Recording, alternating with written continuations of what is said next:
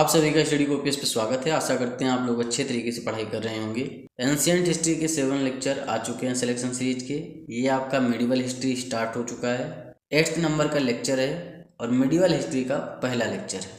तो चलिए शुरू करते हैं फिलहाल बिना आपका टाइम वेस्ट किए, बिना किसी देरी के। देखिए पहला क्वेश्चन आपका क्या है कि नीचे दो वक्तव्य दिए गए हैं, कथन ए है, दूसरा कारण आर है। कथन ए, गुलाम वंश का संस्थापक कुतुबुद्दीन ऐबक था। वहीं कारण क्या है आपका कि यह भारत का प्रथम स्वतंत्र तुर्क शासक था।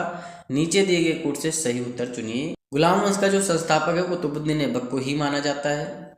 थोड़ा सा पीछे आप चलेंगे, 1191 में तराइन का पहला युद्ध होता है जिसमें मोहम्मद गौरी हार जाता है पृथ्वीराज चौहान से। एक साल के बाद यानी 1192 में तराइन का दूसरा युद्ध होता है जिसमें मोहम्मद गौरी पृथ्वीराज चौहान को हरा देता है, उन्हें बंदी बना लेता है, बाद में मार दिया जाता है उन्हें।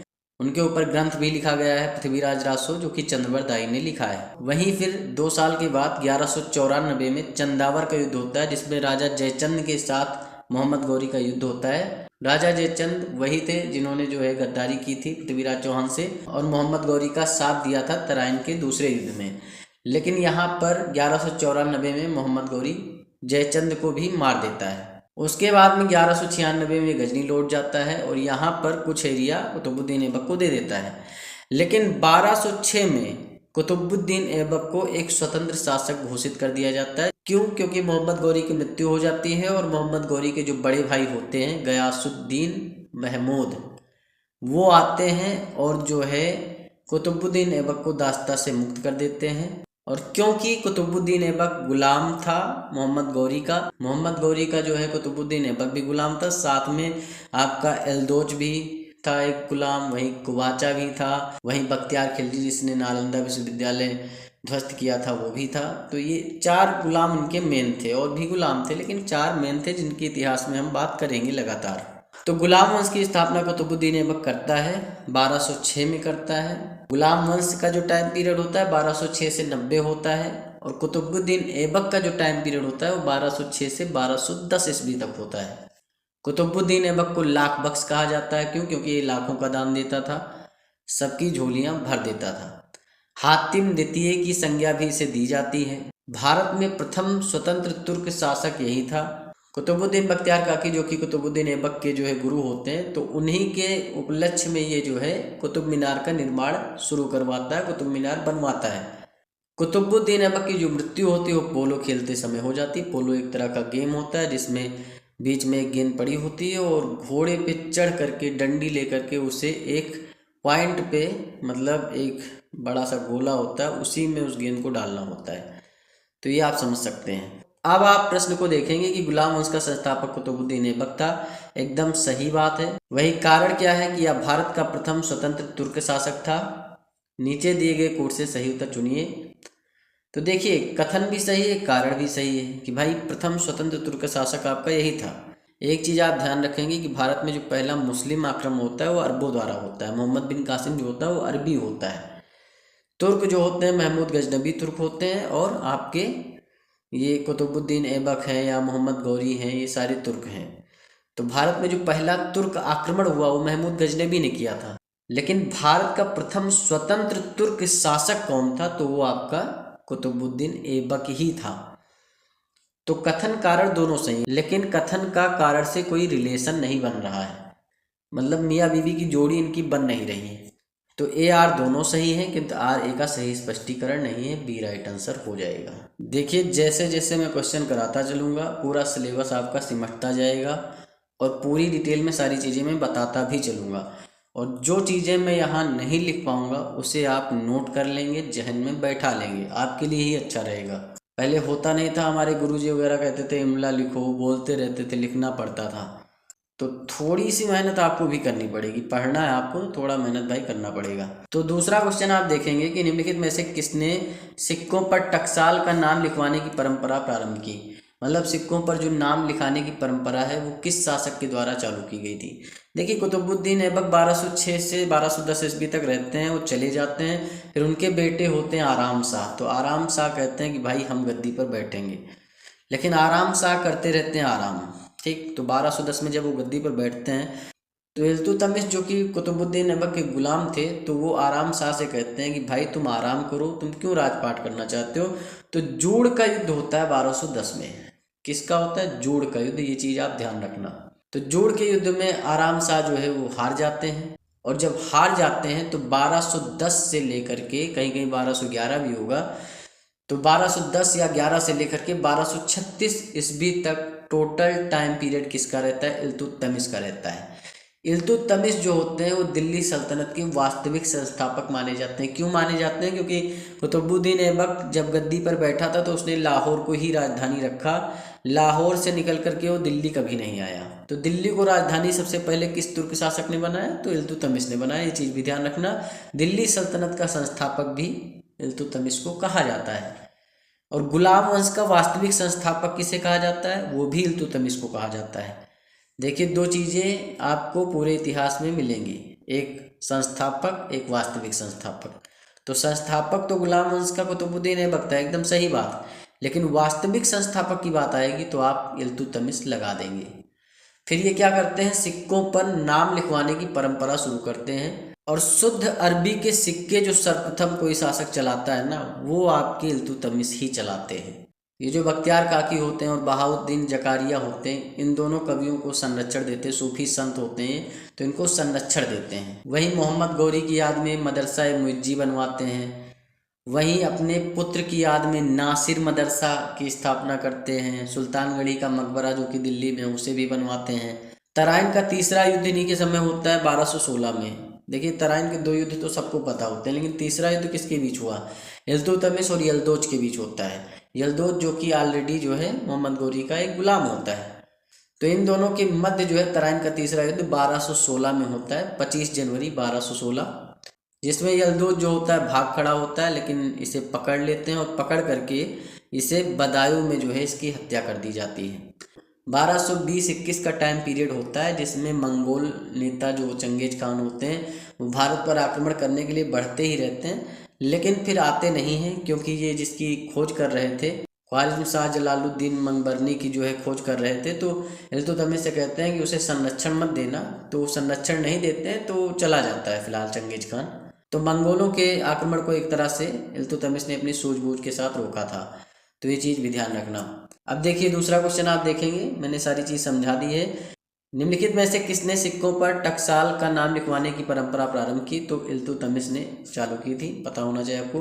कुतुबुद्दीन ऐबक का टाइम पीरियड 1206 से 10 है, इल्तुतमिश का 1210 से 1236 है। देखिए, थर्ड नंबर क्वेश्चन आपका आ गया कि चंगेज खान के अधीन मंगोलों ने भारत पर आक्रमण किया था। तो इल्तुतमिश के शासनकाल में किया था, 1221 का टाइम पीरियड था, लेकिन जो है इल्तुतमिश ने अपनी सूझबूझ से इस आक्रमण को रोक लिया था। 4 नंबर क्वेश्चन आपका क्या है कि निम्नलिखित कथनों में से कौन सा एक बलबन के संबंध में सही नहीं है? देखिए, पहला कथन क्या है कि वह इल्तुतमिश के चिहलगानी अमीरों के दल का हिस्सा था। एकदम सही बात है। जो चालीसा दल की स्थापना की थी वो आपकी इल्तुतमिश ने ही की थी। चालीसा दल में 40 लोग होते थे, 40 सरदार होते थे, जो कि बादशाह की रक्षा के लिए बनाए गए थे। जैसे आपके आजकल के एसपीजी कमांडो होते हैं जो मोदी जी की सुरक्षा करते हैं, तो उस तरह का आप समझ सकते हैं। तो चालीसा दल का हिस्सा था बलबन, एकदम सही बात है, पहला कथन तो सही है। उसने नियामत खुदाई के सिद्धांत का प्रतिपादन किया था, ये भी जो है सही बात है। उसने सिजदा और पेबोस जैसी प्रथाओं को समाप्त किया, ये गलत हो जाएगा, क्योंकि जो सिजदा और पेबोस जैसी प्रथा थी उसको तो इसने स्टार्ट किया था। स्टार्ट इसीलिए किया था कि अपने आप को महान दिखाना चाहता था। सिजदा मतलब होता है एकदम सपाट लेट जाओ, जो आपके बादशाह हैं यानी बलबन थे। और पाबोस यानी पेबोस कुछ भी कह लीजिए, तो ये जो पेबोस या पाबोस होता था तो इसका मतलब होता था कि भाई आप पैर को चूमो। सिजदा मतलब लेटना, पेबोस मतलब चूमना। कहते नहीं सजदा करूं, ये सब गाने भी तो बनते हैं, समझ सकते हैं आप लोग, इतना तो होशियार हैं आप। बलबन ने एक शक्तिशाली केंद्रीय सेना रखी थी, एकदम सही बात। तो सही आपका सी नहीं है, सी ही राइट आंसर हो जाएगा। देखिए, गुलाम वंश जो आपका चलता है 1206 से 1290 ईस्वी तक चलता है। 1290 ईस्वी के बाद में आता है आपका खिलजी डायनेस्टी। 1290 ईस्वी में आपके जलालुद्दीन खिलजी जो है गद्दी पर बैठते हैं, और ये 1296 तक इनका टाइम पीरियड होता है। 1296 में फिर अलाउद्दीन खिलजी जो इनके भतीजे और दामाद दोनों होते हैं, जलालुद्दीन खिलजी को मार देते हैं। आपने पद्मावत मूवी देखी होगी। तो मारने के बाद वो गद्दी पर बैठ जाते हैं और फिर जो है ताबड़तोड़ शासन करते हैं। तो ये आपका 5 नंबर क्वेश्चन उसी पे है कि अलाउद्दीन के विभिन्न विजय अभियानों को उनके काल के अनुसार क्रम में लगाइए, कि भाई कौन सा विजय अभियान उन्होंने कब किया था। तो गुजरात का विजय कब किया, चित्तौड़ का कब किया, रणथंभौर का, जालोर का, तो इनको जो है क्रम में लगाना है। देखिए तो यहाँ पर हम बात करते हैं अलाउद्दीन का जो सबसे पहला अभियान था वो आपका गुजरात के ऊपर था। तो अलाउद्दीन ने गुजरात राज्य पर आक्रमण करवाया। किससे करवाया था, तो इनके 2 सरदार हुआ करते थे, उलूग खान था, एक नुसरत खान था। तो उलूग खान और नुसरत खान जो है गुजरात पर आक्रमण करते हैं। गुजरात पर जो उस समय शासन हुआ करता था वो कर्ण बघेल का शासन हुआ करता था। तो जो ये दोनों सरदार जो होते हैं उलूग खान और नुसरत खान जब आक्रमण करते हैं तो जो कर्ण बघेल होते हैं वो भाग खड़े होते हैं और जाते हैं दक्षिण भारत में शरण लेते हैं। तो 1298 में आपका गुजरात विजय हो जाता है। ये चीज़ आपको पता होनी चाहिए। गुजरात विजय करने के तुरंत बाद लौटते हुए जैसलमेर भी ये लोग विजित कर लेते हैं।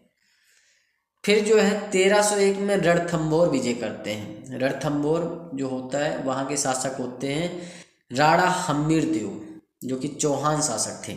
राणा हम्मीरदेव जो हैं वो काफ़ी डटकर सामना करते हैं इनकी सेना का और नुसरत खान को मार देते हैं। अब उलूग खान बचते हैं तो ये जो है संदेशा भिजवाते हैं कि भाई हम लोग हार चुके हैं एक हिसाब से, तो अब सेना लेकर आइए। स्वयं अलाउद्दीन खिलजी को आना पड़ता है रणथंभौर विजय के लिए। जब अलाउद्दीन खिलजी आते हैं तो हम्मीरदेव को मार दिया जाता है और यहाँ पर जौहर की प्रथा देखने को भी मिलती है। तो 1298 में गुजरात विजय हुआ। रणथंभौर का विजय 1301 में करते हैं। फिर होता है चित्तौड़ विजय जो कि 1303 में करते हैं। राणा रतन सिंह जो कि चित्तौड़ के राजा होते हैं और पद्मावती को पाने की लालसा में ये युद्ध ही करते हैं और पद्मावती भी जौहर कर लेती हैं और अलाउद्दीन खिलजी को अपने मुंह की खानी पड़ती है। हालांकि वो युद्ध जीत जाता है, राणा रतन सिंह को वो मार देता है। 1303 में चित्तौड़ पर आक्रमण किया था। वहीं जालोर विजय जो करते हैं वो 1311 में करते हैं। जालोर के शासक होते हैं कान्हदेव। कान्हदेव को हरा करके उन्हीं के जो भाई होते हैं मालदेव उनको शासन व्यवस्था सौंप दी जाती है। तो अब आप अच्छे से समझ गए होंगे। चलिए क्वेश्चन पे चलते हैं। देखिए गुजरात विजय आपका हुआ 1298 में, चित्तौड़ विजय होता है आपका 1303 में, रणथंभौर 1301 में, जालोर आपका 1311 में। तो ये पहले हो जाएगा, फिर आपका 1 3 हो जाएगा, फिर 2, फिर 4, 1 3 2 4 बी राइट आंसर हो जाएगा। 6 नंबर क्वेश्चन आप देखेंगे कि कराचिल अभियान किस शासक के काल में किया गया था। देखिए गुलाम वंश की मैंने बात की 1206 से 1290 तक चलता है। 1290 से 1320 तक खिलजी डायनेस्टी चलती है। 1320 से 1414 ईस्वी तक आपका तुगलक डायनेस्टी चलती है, मतलब तुगलक वंश का शासन रहता है। तो उसमें एक शासक होते हैं मोहम्मद बिन तुगलक। तो मोहम्मद बिन तुगलक जो होते हैं वो कराचिल अभियान करते हैं। इनका सी राइट आंसर हो जाएगा। कराचिल अभियान के अंतर्गत सुल्तान ने खुसरो मलिक के नेतृत्व में एक विशाल सेना जो है भेजी थी। किस लिए भेजी थी कि पहाड़ी राज्यों को जाकर के जीतो। लेकिन जो इनकी पूरी सेना होती है ना, खुसरो मलिक के नेतृत्व में जो इन्होंने सेना भेजी थी उसमें से कुल मिला के 10 अधिकारी ही वापस आ पाते हैं और सारे के सारे जो है ठंड में और अपना बारिश में इन सब चीज़ों में मारे जाते हैं। इतना दलदली क्षेत्र होता है, कहीं कहीं मच्छर ही काट डालते हैं। तो इस तरीके से कराचिल अभियान इनका पूरी तरीके से फेल हो जाता है। 7 नंबर क्वेश्चन आप देखेंगे कि निम्नलिखित में से किस तुगलक शासक के काल में सर्वाधिक विद्रोह हुए थे। तो अभी मैंने बात की है मोहम्मद बिन तुगलक की। मोहम्मद बिन तुगलक जो कि तुगलक डायनेस्टी के एक जो है शासक थे। कराचिल अभियान ये करते हैं, कराचिल अभियान इनका फेल हो जाता है और इन्हीं के समय जो है सर्वाधिक विद्रोह भी होते हैं। और विद्रोह किस लिए होते हैं उसकी बात करते हैं। देखिए टोटल जो मोहम्मद बिन तुगलक के समय विद्रोह हुए वो आपके 34 विद्रोह हुए, जिसमें 27 विद्रोह अकेले दक्षिण भारत में होते हैं। इन्हीं विद्रोहों में जो एक सबसे प्रमुख विद्रोह होता है वो होता है आपका विजयनगर साम्राज्य का विद्रोह, जो कि 1336 में होता है। और इसी विद्रोह में 1336 में ही हरिहर एवं बुक्का नाम के जो दुफाई होते हैं, जो कि पहले मुस्लिम बन चुके थे, लेकिन 1336 में ये विद्रोह करते हैं और विजयनगर साम्राज्य को मुस्लिम राज्य से अलग कर देते हैं और खुद भी हिंदू बन जाते हैं। तो 1336 में ही इन्हीं विद्रोहों में एक प्रमुख विद्रोह आपका ये भी होता है। देखिए मोहम्मद बिन तुगलक के टाइम पीरियड में एक आपका अफ्रीकी यात्री इब्न बतूता आता है जिसे मोहम्मद बिन तुगलक चीन भेजते हैं 1333 ईस्वी में अपने राजदूत के तौर पे कि राजदूत बन के जाओ, चीन जाओ। इब्न बतूता जो कि रेहला नाम की एक पुस्तक लिखता है, उसमें मोहम्मद तुगलक के समय की घटनाओं का वो वर्णन करता है। मोहम्मद बिन तुगलक जो होता है वो धार्मिक रूप से सहिष्णु था। जैन विद्वान जो आपके संत थे जिन प्रभु सूरी, वो इसके दरबार में सम्मानित किए गए थे। वहीं मोहम्मद बिन तुगलक दिल्ली सल्तनत का प्रथम सुल्तान था जिसने हिंदू त्योहारों स्पेशल जैसे होली है, दीपावली है, इसमें भाग लेता था। दिल्ली के प्रसिद्ध सूफी शेख शिहाबुद्दीन को दीवाने मुस्तक राज नियुक्त किया था इसने। देखिए तुगलक डायनेस्टी जो होती है वो आपकी 1320 से 1414 तक चलती है। तो फिलहाल आपका 7 नंबर जो क्वेश्चन है इसका राइट आंसर क्या हो जाएगा कि निम्नलिखित में से किस तुगलक शासक के काल में सर्वाधिक विद्रोह हुए? तो मोहम्मद बिन तुगलक के समय होते हैं। टोटल आपके 34 विद्रोह होते हैं जिसमें 27 अकेले आपके दक्षिण भारत से होते हैं। देखिए 8 नंबर क्वेश्चन आपका क्या है कि निम्नलिखित में से कौन से कार्य मोहम्मद बिन तुगलक के शासनकाल में किए गए थे? पहला कथन क्या है कि दोआब क्षेत्र में कर वृद्धि की गई थी। दूसरा है राजधानी परिवर्तन किया गया था। तीसरा है सांकेतिक मुद्रा का प्रचलन किया गया था। कूट आपके दे रखेंगे भाई 1 2 सही है, 3 सही है, 2 3 सही है या सभी सही है। देखिए जो दोआब क्षेत्र में वृद्धि की बात है एकदम सही बात है। दोआब क्षेत्र मतलब जो सबसे उपजाऊ क्षेत्र होता है, नदी वाला क्षेत्र जो होता है, जहाँ पर 2 नदियाँ आकर के मिलती हैं, उन्हें दोआब क्षेत्र कहा जाता है। गंगा यमुना का हो गया, कृष्णा गोदावरी का हो गया, तो ये दोआब क्षेत्र होता है। तो वहाँ पर कर वृद्धि इन्होंने कर दी थी 50%। मतलब 10 किलो गेहूँ पैदा हो रहा है भाई 5 किलो दे दो, 2 कुंटल गेहूँ हुआ 1 कुंटल हमारा है। ये कर देते हैं कि दोआब क्षेत्र में कर वृद्धि कर दी। लेकिन उसी साल दोआब क्षेत्र में पड़ गया अकाल। अब जब अकाल पड़ गया तो फिर दोआब क्षेत्र हो कुछ भी हो, जब पानी ही नहीं तो पैदा कहाँ से होगा? तब फिर जो है अधिकारी जो जबरन कर वसूलने लगते हैं तो वहाँ भी विद्रोह हो जाता है। ये योजना भी इनकी असफल हो जाती है कि दोआब क्षेत्र में हम 50% लेंगे क्योंकि वहाँ अकाल पड़ गया। वहीं राजधानी परिवर्तन के लगातार विद्रोह होते रहते हैं। उत्तर भारत में, दक्षिण भारत में ज़्यादातर होते रहते हैं। जो दिल्ली है, दिल्ली से स्थानांतरित करके हम देवगिरी को जो है राजधानी बना लेते हैं। तो राजधानी ये परिवर्तित करते हैं दिल्ली से देवगिरी। देवगिरी जिसका नाम आपके कुतुबुद्दीन मुबारक खिलजी जो होते हैं ना, देवगिरी का नाम इन्होंने कुतुबाबाद रखा था, लेकिन जो मोहम्मद बिन तुगलक होते हैं देवगिरी का नाम दौलताबाद कर देते हैं। ये इनका जो प्लान होता है ये भी फेल हो जाता है। सांकेतिक मुद्रा का प्रचलन भी करते हैं। सांकेतिक मुद्रा का मतलब प्रतीकात्मक मुद्रा चलाते हैं, ठीक। दोकानी नामक सिक्के चलाते हैं, चमड़े के सिक्के चलाते हैं, और फिर जो है लगातार मार्केट में जो है ब्लैक करेंसी बनने लगती है, मतलब सेम करेंसी। तो क्या होता है, कहते हैं अच्छा चलो हम ये फैसला वापस लेते हैं। तो जो फेक करेंसी बनी होती है उसको भी वापस करके असली करेंसी देने लगते हैं। तो इससे इनका पूरा राजकोष खाली हो जाता है। तो ये वाला फैसला भी इनका जो है गलत साबित होता है। मतलब सिक्कों संबंधी इन्होंने बहुत सारे प्रयोग किए भाई, चमड़े के सिक्के चलाए, दोकानी नामक सिक्के चलाए, बहुत सारे इन्होंने जो है सिक्के वगैरह चलाए। तो इसके कारण इन्हें धनवानों का राजकुमार भी कहा जाता है। याद रखना, धनवानों का राजकुमार। तो यहाँ पर जो है आपका तीनों कथन सत्य हैं कि दोआब क्षेत्र में कर वृद्धि भी इन्होंने किया था, ठीक है, राजधानी परिवर्तित किया था, सांकेतिक मुद्रा का प्रचलन किया था। उपयुक्त सभी, डी राइट आंसर हो जाएगा। 9 नंबर क्वेश्चन आप देखेंगे कि जब उसने राज्य प्राप्त किया तो वह शरीयत के नियमों और आदेशों से पूर्णतः स्वतंत्र था। बर्नी ने यह कथन किसके संदर्भ में कहा था? देखिए जो अलाउद्दीन खिलजी होते हैं वो 1296 में गद्दी पर बैठते हैं, ठीक। तो जब वो गद्दी पर बैठते हैं तो उनका जो शासन पीरियड होता है उसमें वो ज़्यादातर शरीयत के नियमों का पालन नहीं करते हैं। और जब बर्नी वगैरह कहते हैं भाई कर लो, थोड़ा जो शरीयत में लिखा वही कर लो, तो अलाउद्दीन खिलजी कहते हैं देखो भाई सिस्टम यही है कि मैं नहीं जानता हूँ कि तुम्हारी शरीयत वगैरह में क्या लिखा है, मैं ये जानता हूँ कि राज्य के लिए जो उचित है वह आदेश में दूंगा। अब वो शरीयत में लिखा होगा नहीं लिखा होगा इसकी मैं फिक्र नहीं करता हूँ। तो इसीलिए बर्नी गुस्सा हो जाते हैं और कहते हैं कि जब इन्होंने राज्य प्राप्त किया तो इस शरीयत के नियमों और आदेशों से पूर्णतः स्वतंत्र थे। तो किसके लिए कहा गया? अलाउद्दीन खिलजी के लिए कहा गया। ये राइट आंसर हो जाएगा। बस सिंपल सी बात है। गयासुद्दीन तुगलक आपको पता है तुगलक वंश के प्रथम शासक होते हैं। मोहम्मद बिन तुगलक इनके जो है बाद में आते हैं, फिरोज शाह तुगलक आते हैं। ये सारी चीज़ें आप ध्यान रखेंगे। 10 नंबर क्वेश्चन आप देखेंगे कि निम्नलिखित युग्मों में से कौन सा सुमेलित नहीं है? दीवाने इमारत, लोक निर्माण विभाग, एकदम सही बात। इमारत तो आपको पता ही भाई, इमारत तो आपको पता ही है, घर मकान इनको सबको इमारत कहा जाता है। तो लोक निर्माण विभाग एकदम सही है। मजलिसे आम पेंशन विभाग को नहीं कहा जाता है। मजलिसे आम जो होता था वो सुल्तान के जो मित्र होते थे, विश्वास पात्र होते थे, तो उनका एक समूह होता था, तो उसे कहा जाता था मजलिसे आम। तो ये आपका गलत हो जाएगा। काजी उल कुज्जात न्याय विभाग का प्रमुख होता था, एकदम सही बात है। दीवाने बरीद गुप्तचर विभाग था, ये भी सही है।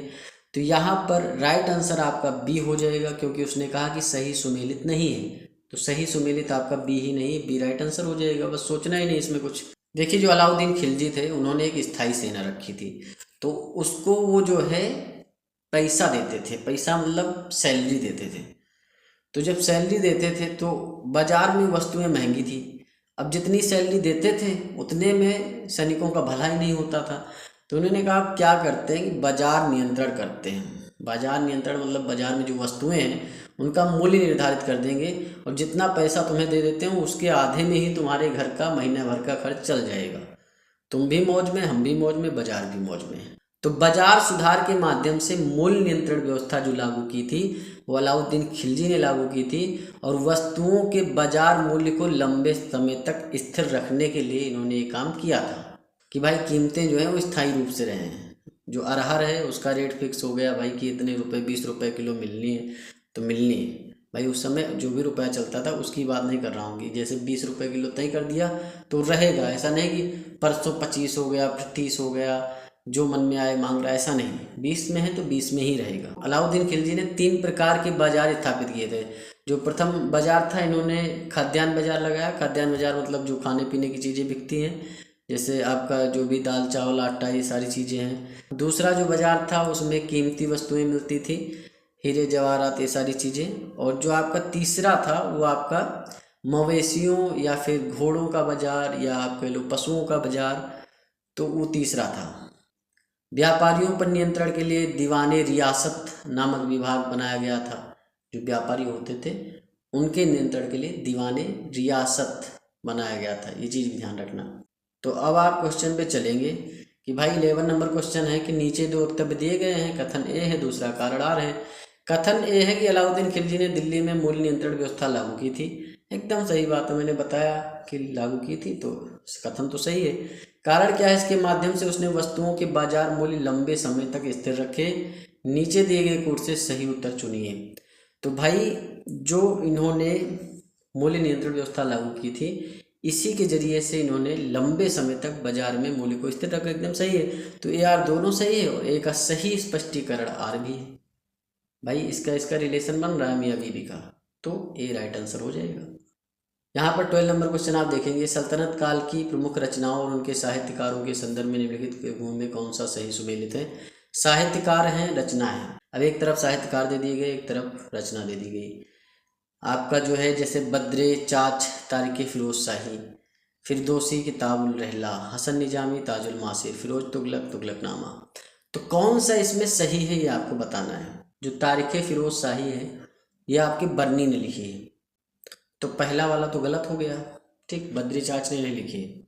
वहीं जो आपका शाहनामा है वो फिरदौसी ने लिखी है, किताबुल रहला नहीं लिखी है, तो ये भी गलत हो जाएगा।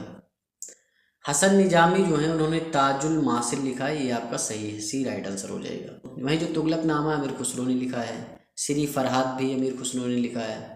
ताजुल मासिर जो लिखी गई हसन निजामी के द्वारा लिखी गई है, और ये जो है महमूद गजनवी के आक्रमण के समय के भारत की स्थिति का वर्णन करते हैं, तो सी राइट आंसर हो जाएगा। 13 नंबर क्वेश्चन आप देखेंगे कि निम्न को उनके कालक्रमानुसार क्रमबद्ध कीजिए। मोहम्मद शाह हैं, सिकंदर लोदी हैं, खिज खां हैं, अलाउद्दीन आलम शाह हैं। नीचे दिए गए कोड का प्रयोग करके सही उत्तर दीजिए। देखिए जो खिज खां हैं ये आपके सैयद वंश की नींव रखने वाले हैं, और खिज खां का जो टाइम पीरियड होता है 1414 होता है, क्योंकि आपको पता है 1320 से 1414 तक आपका क्या चलता है, ये टाइम पीरियड होता है आपका तुगलक डायनेस्टी। उसके बाद में सैयद डायनेस्टी आती है, तो यहाँ पर ये हो जाएंगे। उसके बाद में मुबारक शाह आते हैं 1421 में, उसके बाद में मोहम्मद शाह आते हैं 1434 में, उसके बाद में अलाउद्दीन आलम शाह भी जो है सैयद वंश के ही होते हैं, ये 1443 में होते हैं। और उसके बाद में सिकंदर लोदी, सिकंदर लोदी तो आपके लोदी डायनेस्टी से हैं भाई, बहलोल लोदी, आपके सिकंदर लोदी, फिर आपके इब्राहिम लोदी जो कि पानीपत का जो पहला युद्ध होता है उसमें हार जाते हैं। तो सिकंदर लोदी का टाइम पीरियड होता है 1489, ठीक। तो आप समझ सकते हैं 3 पहले नंबर पे होगा, फिर 1 होगा, फिर 4 3 1 4 2 राइट आंसर हो जाएगा, वो बी में है, बी सही है। 14 नंबर क्वेश्चन आप देखेंगे कि निम्नलिखित युग्मों में से कौन सा एक सही सुमेलित है। इमारत का नाम दे रखा है, निर्माता दे रखे हैं। इमारत का नाम है सुल्तानगढ़ी का मकबरा, अलाउद्दीन खिलजी ने बनवाया? नहीं भाई, अलाउद्दीन खिलजी ने नहीं बनवाया। अलाउद्दीन खिलजी ने जो बनवाया था, अलाई दरवाज़ा बनवाया था। 1000 सितून का जो स्तंभों वाला महल हो वो बनवाया था, ठीक। जबकि सुल्तानगढ़ी का मकबरा जो बनवाते हैं इल्तुतमिश बनवाते हैं। तो ये तो आपका पूरी तरीके से गलत है। बेगमपुरी मस्जिद इब्राहिम लोदी, ये भी आपका गलत हो जाएगा, इन्होंने नहीं बनवाई थी। जहाँ पनाह इल्तुतमिश, ये भी गलत हो जाएगा। बलबन का मकबरा बलबन ने बनवाया था, ये राइट आंसर हो जाएगा, डी सही है आपका। 15 नंबर क्वेश्चन आप देखेंगे कि निम्नलिखित कथनों पर विचार कीजिए। पहला कथन क्या है कि अरबों ने भारतीय खगोल शास्त्र में कोई रुचि नहीं दिखाई थी। दूसरा है कि भारत में जजिया कर लगाने वाला प्रथम व्यक्ति मोहम्मद बिन कासिम था। उपयुक्त कथनों में से कौन सा सही है ये आपको बताना है। देखिए, जो पहला अरब आक्रमण होता है मोहम्मद बिन कासिम के द्वारा ही होता है 711 ईस्वी में। 711 ईस्वी में आक्रमण करता है और जो ब्राह्मणाबाद के शासक होते हैं, ठीक, सिंध के शासक कह लो, वो होते हैं राजा दाहिर। राजा दाहिर को मार देते हैं और राजा दाहिर को मारने के बाद में वहाँ पर ये जजिया कर भी लगाते हैं। और जो अरब वासी होते हैं वो भारतीयों से बहुत कुछ सीखते हैं, खगोल शास्त्र में भी रुचि दिखाते हैं। बहुत सारी किताबों के अरबी में अनुवाद भी किए जाते हैं, जिसमें पंचतंत्र एक प्रमुख किताब है, उसके तो बहुत भाषा में अनुवाद हो चुके हैं, जो कि विष्णु शर्मा की बुक है। तो पहला कथन गलत हो जाएगा कि भाई अरबों ने भारतीय खगोल शास्त्र में कोई रुचि नहीं दिखाई रुचि। भारत में जजिया कर लगाने वाला प्रथम व्यक्ति मोहम्मद बिन कासिम था, एकदम सही बात है। दूसरा कथन आपका सही हो जाएगा, तो केवल 2, बी राइट आंसर हो जाएगा। देखिए, जो भारत में पहला मुस्लिम आक्रमण कभी पूछ ले किसने किया है, तो भाई अरबों ने किया है। अरबों में भी किसने किया है, मोहम्मद बिन कासिम ने किया है। कभी भी तुर्क मत लगाना, क्योंकि 711 ईस्वी में अरबी ही आक्रमण करते हैं। उसके बाद में जो आपका 1001 से 1027 तक आक्रमण होता है वो महमूद गजनबी का होता है, तो वो तुर्क होता है। उसके बाद मोहम्मद गोरी आता है, वो भी तुर्क होता है। तो पहला मुस्लिम आक्रमण अरबों ने किया था। भारत में जजिया कर सबसे पहले जो लगाया वो मोहम्मद बिन कासिम ने ही लगाया था। 16 नंबर क्वेश्चन आप देखेंगे कि महमूद गजनबी के संदर्भ में निम्नलिखित कथनों पर विचार कीजिए। पहला कथन क्या है कि महमूद की सेना में सेवदराय एवं तिलक जैसे हिंदू उच्च पदों पर आसीन थे। वहीं अलबर्नी महमूद का दरबारी कवि था। उपयुक्त कथनों में से कौन सा सही है आपको बताना है। देखिए, जो महमूद गजनबी होता है वो 1001 से आक्रमण करना चालू करता है और 1027 तक आक्रमण करता है भारत पे। टोटल 17 बार आक्रमण करता है। 1001 में जो आक्रमण करता है उसमें सफलता नहीं मिलती, 1002 में करता है, फिर जयपाल को हरा देता है। जयपाल को हरा देता है तो जयपाल जो है वो आत्मदाह कर लेते हैं। तो जयपाल आत्मदाह क्यों कर लेता है, क्योंकि महमूद गजनबी के जो पिताजी होते हैं सुबुक्तगीन, उसको ऑलरेडी जयपाल ने हराया था। लेकिन बताओ, पिताजी को हराया और बेटे से हार गए, तो इसी संकोच में जो है जयपाल आत्मदाह कर लेते हैं और फिर वह हिंद पे इनका कब्जा हो जाता है। देखिए, महमूद गजनबी का जो सबसे महत्वपूर्ण आक्रमण माना जाता है वो सोमनाथ पर जो आक्रमण करते हैं वो माना जाता है। 1025 ईस्वी में बहुत सारा धन लूटते हैं, दरवाजे वगैरह सोने के होते हैं वो भी निकाल के ले जाते हैं। 50,000 हिंदुओं का कत्लेआम भी करते हैं सोमनाथ मंदिर पर आक्रमण के बाद। महमूद गजनबी के जो दरबारी कवि थे वो आपके अलबर्नी थे, जिन्होंने किताबुल हिंद लिखा है। वहीं जो है तारीख़ सुबुक्तगीन जो कि वेहाकी ने लिखी है इनके पिताजी के ऊपर, ये भी इनके दरबारी कवि थे। और वेहाकी को पूर्वी पेप्स भी कहा जाता है। वहीं उतबी थे। शाहनामा जिन्होंने लिखी है फिरदौसी, वो भी इनके दरबार में थे। तो वैसे फिरदौसी से इनकी ज़्यादा पटती नहीं थी, तो ये भी बात है, वो तो अलग बातें करेंगे कभी। तो यहाँ पर फिलहाल आपके दोनों कथन सत्य हो जाएंगे, क्योंकि जो महमूद की सेना थी उसमें सेवदराय और तिलक जैसे हिंदू उच्च पदों पर आसीन व्यक्ति थे।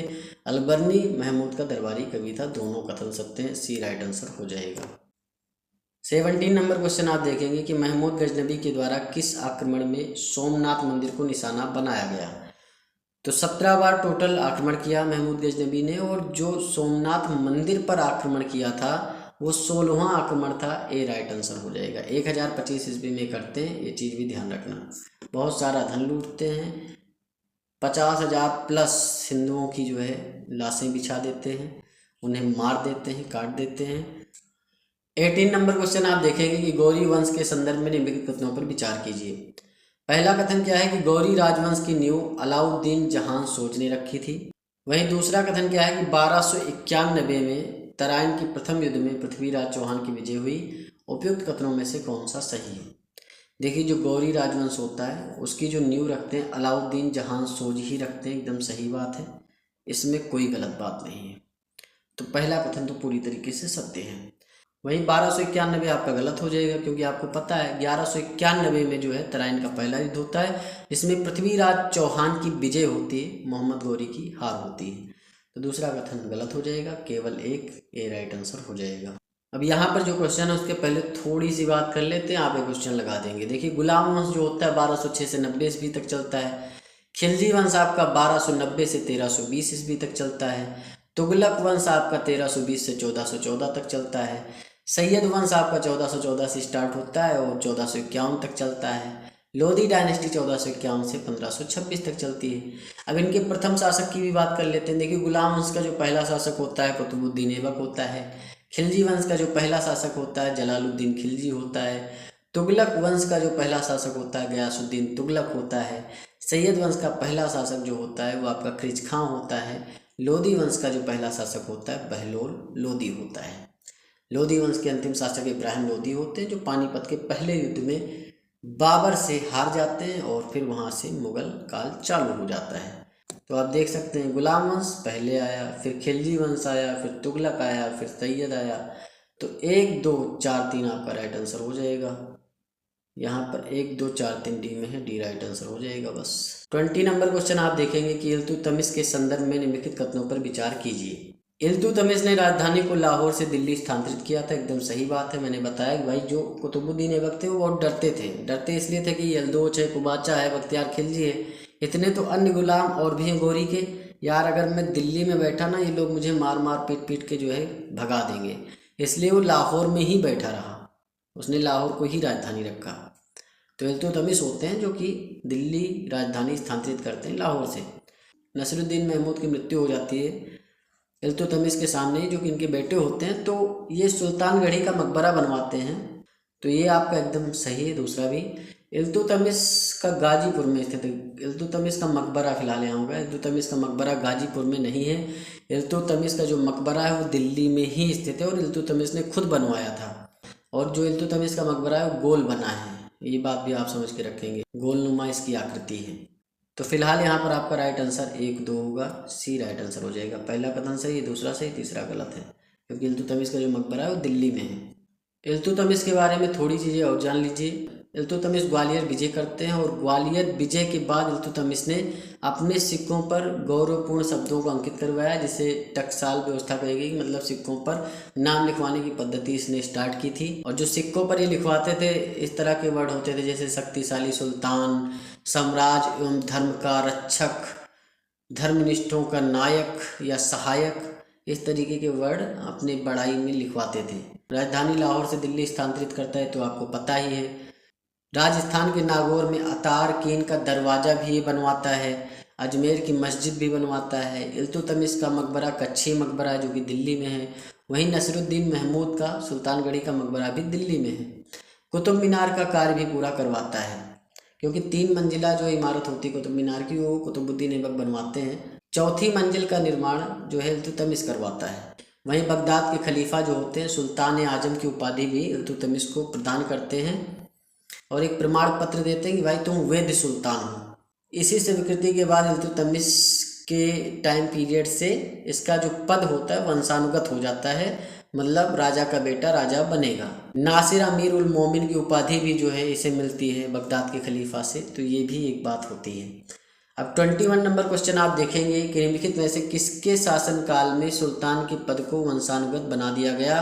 तो अभी मैंने बताया भाई बगदाद के खलीफा ने इसे सुल्तान आजम की उपाधि दे दी और यहीं से जो है इसका पद वंशानुगत हो जाता है। बी राइट आंसर हो जाएगा। इल्तुतमिश के बाद रजिया सुल्तान गद्दी पर बैठती हैं, लेकिन लास्ट में रजिया भी गुंडों में फंस जाती हैं, समझिए बात को। इस क्वेश्चन की बात करें, थोड़ी बात इल्तुतमिश की कर लेते हैं कि जो इल्तुतमिश कौन कौन से युद्ध जीतता है। देखिए 1226 ईस्वी में इल्तुतमिश ने रणथंबोर पर तथा 1227 ईस्वी में परमारू की जो राजधानी मंदोर होती है उस पर आक्रमण करता है रणथंभौर को जीतने वाला प्रथम तुर्क शासक होता है। रणथंभौर पर आपको पता है कि 1301 में जो है हमीर देव के शासनकाल में अलाउद्दीन खिलजी भी आक्रमण करेंगे आके, तो 1226 में ऑलरेडी ये एक बार आक्रमण करके जीत चुका है। 1231 में इल्तुतमिश ने ग्वालियर किले पर डेरा डाला और मंगल देव को पराजित करके किले को विजित कर लिया। इल्तुतमिश जो होता है वो मुद्रा व्यवस्था में भी काफ़ी ज़्यादा सुधार करता है। वैसे इसने चांदी का टका चलाया था, तांबे का जीतल चलाया था, शुद्ध अरबी सिक्के चलाने का काम जो है वो इल्तुतमिश ने ही किया था। सिक्कों पर नाम लिखवाने की परंपरा भी इसने शुरू की थी। तो ये सारी चीज़ें आप समझ सकते हैं। अब आप क्वेश्चन पे चलेंगे। 22 नंबर क्वेश्चन आप देखेंगे कि इल्तुतमिश के संदर्भ में निम्नलिखित कथनों पर विचार कीजिए। पहला कथन क्या है कि यह रणथंभौर जीतने वाला प्रथम तुर्क शासक था। एकदम सही बात है। अभी मैंने बताया 1226 में रणथंभौर जीतता है, 1227 में परमाणु की राजधानी मंदोर भी जीत लेता है। तो पहला कथन फिलहाल आपका सही हो जाएगा। दूसरा है इसने चांदी का चीतल और तांबे का टका, तो ये गलत हो जाएगा। इसने चांदी का टका चलाया था और तांबे का जीतल चलाया था, तो ये उल्टा हो गया है। तांबे का जीतल, चांदी का टका, तो दूसरा गलत है। केवल एक से ही ए राइट आंसर हो जाएगा। इसी तरह यूपीपीएससी आपको क्वेश्चन देगा और आपको फंसाएगा। 23 नंबर क्वेश्चन आप देखेंगे कि इल्तुतमिश के संदर्भ में निम्नलिखित कथनों पर विचार कीजिए। पहला कथन क्या है, इल्तुतमिश को गजनी के शासक यल्दूज ने दास मुक्ति पत्र दिया था। दूसरा कथन क्या है, इल्तुतमिश को दिल्ली सल्तनत का वास्तविक संस्थापक कहा जाता है। उपयुक्त कथनों में से कौन सा सही है? तो ये जो आपका पहला कथन है कि भाई इल्तुतमिश को जो गजनी के शासक यल्दूज होते हैं वो दास मुक्ति पत्र देते हैं कि दास से जो है मुक्त करते हैं तुम्हें, तो पहला कथन सही है। दूसरा कथन भी आपका सही है क्योंकि इल्तुतमिश को दिल्ली सल्तनत का वास्तविक संस्थापक कहा जाता है। तो दोनों कथन सही है। एक और दो दोनों सही, सी राइट आंसर हो जाएगा। इल्तुतमिश को गुलामों का गुलाम कहा जाता है, ये चीज़ ध्यान रखना, क्योंकि कुतुबुद्दीन ऐबक ऑलरेडी गुलाम था और उसका भी गुलाम था इल्तुतमिश। 24 नंबर क्वेश्चन आप देखेंगे कि इक्ता व्यवस्था के संदर्भ में निम्नलिखित कथनों पर विचार कीजिए।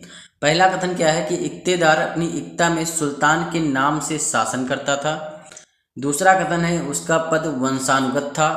इक्तेदार को सिक्के चलाने का अधिकार नहीं था। तो देखिए पहला कथन जो आपका दे रखा है कि जो इक्तेदार होते थे वो अपनी इक्ता मतलब जो क्षेत्र उन्हें सौंपा जाता था, सुल्तान सौंपता था कि इस पर तुम्हें राज करना है, यहाँ का कर वसूलना है, कर वसूल करके मुझे देना है। तो जो इक्तेदार होता था वो इक्ता में सुल्तान के नाम से शासन करता था। एकदम सही बात है। जो इक्तेदार होता था वो सुल्तान के नाम से ही शासन करता था। उसका पद वंशानुगत नहीं था कि भाई उसका बेटा भी इक्तेदार बनेगा, ऐसा कोई रूल रेगुलेशन था नहीं इल्तुतमिश के समय। जिसको जो है इक्तेदार बनाते थे इल्तुतमिश वही वहाँ पर जो है शासन करता था उस क्षेत्र में। जो इक्तेदार होता था और इक्ता से जो भी जो है राजस्व प्राप्त होता था, यानी जो भी कर वो वसूलते थे, उस कर में से वो अपना वेतन निकाल लेते थे जो इक्तेदार होते थे। और जो प्रशासनिक सैनिक खर्च होता था, मतलब भाई प्रशासनिक जो उनके अधिकारी होते थे उस क्षेत्र में और जो आपके सैनिक वो रखते थे, उनका खर्चा निकाल करके जो शेष धनराशि बचती थी उसे सुल्तान के राजकोष में वो जमा कर देते थे। मतलब इल्तुतमिश के राजकोष में जमा कर दिया जाता था, ये व्यवस्था थी। तो पहला कथन तो पूरी तरीके से आपका सत्य ही है क्योंकि इक्तेदार अपनी इक्ता में सुल्तान के नाम से शासन करता था। एकदम सही बात है। इसका पद वंशानुगत था, गलत बात हो जाएगी भाई, क्योंकि इसका पद वंशानुगत नहीं था। तो दूसरा कथन गलत है। इक्तेदार को सिक्के चलाने का अधिकार नहीं था। एकदम सही बात है। जो सिक्के चलाने का अधिकार था वो आपके सुल्तान को था। सुल्तान ने सिक्के चलवाए थे, अरबी के सिक्के, शुद्ध अरबी के सिक्के सबसे पहले चलाए गए। सिक्कों पर टकसाल यानी नाम लिखने की व्यवस्था भी इल्तुतमिश ने चालू की। इक्ता प्रथा किसने स्टार्ट की थी? इल्तुतमिश ने स्टार्ट की थी। ये चीज़ भी ध्यान रखेंगे। तो पहला तीसरा आपका सही है, तो आपका ए राइट आंसर हो जाएगा। 25 नंबर क्वेश्चन आप देखेंगे कि कुतुबुद्दीन ऐबक के संदर्भ में निम्नलिखित कथनों पर विचार कीजिए। पहला कथन क्या है कि इसे लाख बख्श कहा जाता था। दूसरा कथन है उसने अपने नाम से सिक्का जारी करवाया था। उपयुक्त कथनों में से कौन सा सही है आप बताइए। पहला कथन आपका क्या है कि कुतुबुद्दीन ऐबक को लाख बख्श कहा जाता था। एकदम सही बात है, क्योंकि ये लाखों का दान देते थे इसीलिए इन्हें लाख बख्श कहा जाता था। हातिम द्वितीय की संज्ञा भी इन्हें दी जाती है। पोलो खेलते समय इनकी मृत्यु हो जाती है। सारी चीज़ें आपको पता है। 2.5 दिन का झोपड़ा भी बनवाते हैं। कुव्वतुल इस्लाम मस्जिद का निर्माण भी ये करवाते हैं। तो ये चीज़ें आप ध्यान रखेंगे। उसने अपने नाम से सिक्का जारी किया, गलत हो जाएगा क्योंकि जो अपने नाम से सिक्का जारी किया था वो आपके इल्तुतमिश ने किया था। ठीक, सिक्कों पर नाम लिखवाने की परंपरा, ये सारी चीज़ें इल्तुतमिश ने की थी। तो दूसरा कथन आपका पूरी तरीके से गलत है, पहला कथन सत्य है। तो पहले कथन के साथ हम जाएंगे तो केवल एक, ए राइट आंसर हो जाएगा। क्वेश्चन नंबर 26 आप देखेंगे कि यह राज्य का तीसरा महत्वपूर्ण मंत्रालय होता था, जिसका प्रधान दवीर एक खास था। उसका महत्वपूर्ण कार्य शाही उद्घोषणाओं एवं पत्रों का प्रारूप तैयार करना था। इसके सहायक सचिव को दबीर कहा जाता था। दबीर के प्रमुख को दबीर मुमलिकात या दबीर खास कहा जाता था। तो उपयुक्त विशेषताएं निम्नलिखित में से किससे संदर्भित करती हैं, ये आपको बताना है। देखिए, जो दीवाने इंसा मंत्रालय था वो राज्य का तीसरा सबसे बड़ा मंत्रालय था। तो आप समझ सकते हैं दीवाने इंसा जो मंत्रालय था उसका प्रधान था दबीर खास, और इसका काम क्या था, शाही उद्घोषणाओं एवं पत्रों का प्रारूप तैयार करना। और इनके जो सहायक सचिव होते थे उन्हें दबीर कहा जाता था, और दबीर के जो प्रमुख को दबीरे मुमलिकात या दबीरे खास कहा जाता था। तो ये सारी चीज़ें आप समझ सकते हैं, दीवाने इंसा। तो ए फिलहाल यहाँ पर राइट आंसर हो जाएगा। 27 नंबर क्वेश्चन आप देखेंगे कि दीवाने मुस्तक राज का पद निम्नलिखित में से किससे संबंधित था। देखिए, जो दीवाने मुस्तक राज का पद था वो राजस्व व्यवस्था से संबंधित था। राजस्व को एकत्रित करना, उसमें विद्यमान कमियों को दूर करना, ये सारे काम जो है देखे जाते थे दीवाने मुस्तक राज विभाग में। और इसकी स्थापना जो की थी अलाउद्दीन खिलजी ने की थी, दीवाने मुस्तक राज की। अलाउद्दीन ऐसा प्रथम सुल्तान था जिसने भूमि की पैमाइश यानी मसाहत करा करके उसकी वास्तविक आय पर लगान लेना शुरू किया था। मतलब भूमि की नपाई कराते थे, यहाँ इतनी भूमि है तुम्हारे पास, 2 बीघे है तो 2 बीघे पे हम 2 कुंटल का अनाज लेंगे। मतलब एक एग्जाम्पल दे रहा हूँ कि 2 बीघे है तो उस पर 2 कुंटल हम लेंगे। तो एक नाप करवाते थे भूमि की और उस पर लगान लिया जाता था। तो अच्छे से आप समझ गए होंगे कि जो दीवाने मुस्तक राज था वो राजस्व व्यवस्था से संबंधित था, और ये अलाउद्दीन खिलजी ने इसे स्टार्ट किया था। 28 नंबर क्वेश्चन आप देखेंगे, अलाउद्दीन खिलजी के सैन्य सुधारों के संदर्भ में निम्नलिखित कथनों पर विचार कीजिए। पहला कथन क्या है कि सैनिकों को नगद वेतन की जगह भूदान देने की प्रथा प्रारंभ की गई। दूसरा है इसने दाग एवं हुलिया प्रथा आरंभ की थी। उपयुक्त कथनों में से कौन सा सही है ये आपको बताना है। देखिए, जो अलाउद्दीन खिलजी ने सैनिकों को रखा था उसने जो है नगद वेतन पे रखा था, भूदान वाला सिस्टम नहीं था कि भूमि दान देंगे, क्योंकि नगद वेतन पे सैनिकों को रखा गया था, स्थायी सेना जिसे कहते हैं। तो उनको जो है वेतन जो दिया जाता था उनसे उनका भरण पोषण हो नहीं पाता था सैनिकों का। तो इसीलिए अलाउद्दीन खिलजी जो है बाजार नियंत्रण प्रणाली लेकर आते हैं, जिसमें बाजार की वस्तुओं का दाम निश्चित कर दिया जाता है। तो सैनिकों को नगद वेतन देते थे, भूदान देने की प्रथा प्रारंभ ये गलत हो जाएगा क्योंकि नगद वेतन ही दिया जाता था। इसने दाग एवं हुलिया प्रथा प्रारंभ की थी। दाग एवं हुलिया प्रथा का मतलब ये है कि जैसे 50 घोड़े आपके पास हैं तो उन पर मुहर लगाया जाता था। 50 घोड़ों की टीम है, इनका मुहर ये रहेगा, ये इनकी टीम के घोड़े हैं। उसके बाद में दूसरी टीम का जो निशान होता था वो अलग होता था, तीसरी टीम का अलग होता था। उसका रीज़न सिंपल सा ये था कि जैसे घोड़े पे कोई निशान वगैरह होता नहीं था, मतलब बहुत ज़्यादा करप्शन चलता था इस मामले में कि जैसे 15 घोड़े जो है वो युद्ध के लिए गए, ठीक, लेकिन उन्होंने लौटते समय किसी और के घोड़े भी सम्मिलित कर लिए क्योंकि उस पर कोई निशान तो होता नहीं था, और बता देते थे कि जो है सुल्तान हम 60 घोड़े 100 घोड़े लेकर गए हैं, दिखा देते थे कि देखो 100 घोड़े हम लेकर गए थे, और लेकर वो 15 जाते थे। तो उसने कहा ऐसा नहीं है, दाग और हुलिया प्रथा होगा। अब सबके घोड़ों पर ठप्पा लगेगा और उनकी गिनती की जाएगी, उसके बाद जो है उन्हें पैसे दिए जाएंगे। तो ये मामला था। तो फिलहाल यहाँ पर पहला कथन पूरी तरीके से गलत है, दूसरा सही है, तो केवल बी राइट आंसर हो जाएगा। 29 नंबर क्वेश्चन आप देखेंगे कि निम्नलिखित युग्मों में से कौन सा सही सुमेलित नहीं है, आपको बताना है। जो देवगिरी था, देवगिरी आपका दक्षिण भारत में पड़ता है। देवगिरी का नाम परिवर्तन भी किया आपके, किसने किया था, मोहम्मद बिन तुगलक ने, दौलताबाद रख दिया था। तो देवगिरी में जो वंश चल रहा था, यादव वंश चल रहा था। वही वारंगल जो था, वारंगल में आपका चेर वंश नहीं चल रहा था, वारंगल में आपका काकती वंश चल रहा था। तो ये दूसरा आपका गलत हो जाएगा। द्वार समुद्रम जो राजधानी थी होयसलों की राजधानी थी, और माबर या मुद्रा पांड्य वंश की राजधानी थी। तो जो चेर वंश की राजधानी थी वो आपकी वारंगल नहीं थी, ठीक। वारंगल जो राजधानी हुआ करती थी वो आपकी काकती वंशों की राजधानी हुआ करती थी। चेर वंश का जो एक महानतम शासक हुआ है सेनुगुट्टा वन हुआ है, ये चीज़ ध्यान रखना। तो फिलहाल यहाँ पर जो राइट आंसर हो जाएगा वो बी हो जाएगा, क्योंकि बी ही आपका सुमेलित नहीं। 30 नंबर क्वेश्चन आप देखेंगे कि अलाउद्दीन खिलजी द्वारा साम्राज्य विस्तार के अभियानों को कालक्रमानुसार व्यवस्थित कीजिए। देखिए, गुजरात, रणथंभौर, चित्तौड़, मालवा। इससे पहले भी मैंने इस क्वेश्चन की बात की थी, तो चलिए दोबारा कर लेते हैं, आपका रिवीजन हो जाएगा। गुजरात विजय जो होता है 1298 में करते हैं अलाउद्दीन खिलजी। गुजरात में जो शासन होता है वो कर्णदेव का होता है, और कर्णदेव शासन कर रहे होते हैं। तो नुसरत खान और उलूग खान जब अपनी सेना लेकर के पहुंचते हैं तो राजा कर्णदेव देवगिरी भाग खड़े होते हैं और वहां पर शरण लेते हैं। तो इस तरीके से गुजरात विजय 1298 ईस्वी में ये लोग कर लेते हैं। कितने में? 1298 में। तो रणथंभौर जो होता है, यहाँ के जो शासक होते हैं वो राजा हमीरदेव होते हैं, बहुत शक्तिशाली शासक थे। और ये जो है, जो उलूग खान और नुसरत खान पहुँचते हैं तो नुसरत खान को एकदम नेस्तानाबूद कर देते हैं, मतलब ऊपर पहुंचा देते हैं। और पूरी तरीके से अलाउद्दीन खिलजी की सेना एक हिसाब से हार ही गई थी। लेकिन क्या होता है, संदेशा भिजवाया जाता है अलाउद्दीन खिलजी के पास, और अलाउद्दीन खिलजी अपनी पूरी सेना लेकर के आते हैं, खुद आते हैं। फिर जो है राणा हमीरदेव को मार दिया जाता है, और वहाँ की जो स्त्रियाँ होती हैं वो जोहर करती हैं। तो ये जो रणथंभौर का युद्ध होता है ये आपका 1301 में होता है, ये ध्यान रखना। वहीं चित्तौड़ आपको पता है, राणा रतन सिंह 1303, रानी पद्मावती। और मालवा का जो युद्ध होता है, मालवा पे जो ये विजय प्राप्त करते हैं 1305 में करते हैं। तो आप समझ सकते हैं 1, 2, 3, 4 ही राइट आंसर हो जाएगा, ए सही है आपका। 31 नंबर क्वेश्चन आप देखेंगे कि अलाउद्दीन खिलजी के संदर्भ में निम्नलिखित कथनों पर विचार कीजिए। अलाउद्दीन ने हिंदू राजाओं की भी सेवा प्राप्त की, मतलब हिंदू राजा भी जो है उनके सेवा कार्य में थे। इसने सत्ता पर तुर्कों का एकाधिकार स्थापित कर दिया। उपयुक्त कथनों में से कौन सा सही है ये आपको बताना है। तो पहला कथन जो आपका, अलाउद्दीन ने हिंदू राजाओं की भी सेवा प्राप्त की, एकदम सही बात है। मतलब हिंदू राजा भी इनके यहाँ शासन व्यवस्था में बढ़ चढ़ के हिस्सा लेते थे, तो ये आप समझ सकते हैं पहला कथन सही है। इसने सत्ता पर तुर्कों का एकाधिकार स्थापित कर दिया, ये गलत हो जाएगा। सत्ता पर तुर्कों का एकाधिकार स्थापित नहीं हुआ।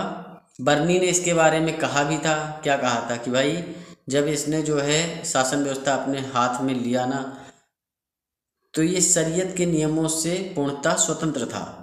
और अलाउद्दीन खिलजी ने स्वयं भी कहा, देखो मुझे ये सब नहीं पता है भाई, जिस तरीके से शासन व्यवस्था में चला पाऊंगा अच्छे से वही मैं करूंगा। वो शरीयत के नियम के अंतर्गत आता है तब भी ठीक, नहीं आता तब भी ठीक। तो फिलहाल ए आपका राइट आंसर हो जाएगा, केवल 1। देखिए, खिलजियों की अगर मैं बात करूँ तो खिलजी सर्वसाधारण वर्ग के थे।